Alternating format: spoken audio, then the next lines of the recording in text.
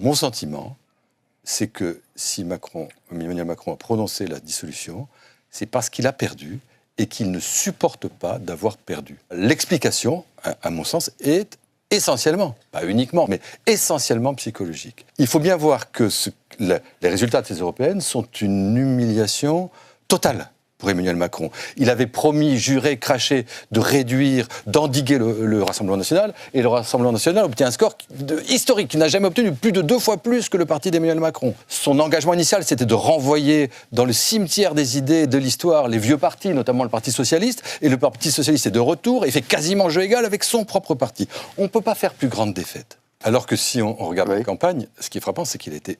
C'est de bout en bout sa campagne. C'est pour ça aussi que cette défaite est humiliante. Depuis le premier jour, les histoires de l'Ukraine, en passant par le discours de la Sorbonne et ses interventions télévisées à peu près tous les 2 jours, et encore je dois être en dessous de la vérité, et à la fin tous les jours, et je ne parle pas du 6 juin, où là c'était 3 à 4 fois par jour, l'implication d'Emmanuel Macron dans la campagne a été totale, absolue, constante. Et Emmanuel Macron n'a jamais perdu de sa vie. Il y a eu des législatives qui n'étaient pas bonnes, qui étaient une déception, mais il n'a jamais perdu d'élection. Les macronistes n'ont jamais perdu d'élection. Et lui, il ne supporte pas de perdre. Et pour compenser cette blessure narcissique, mon sentiment, c'est qu'il fallait créer autre chose, une audace, une façon de se comporter, de reprendre l'avantage.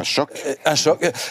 Mais c'est vraiment, ça relève de la psychologie. Il fallait effacer par une audace cette blessure narcissique.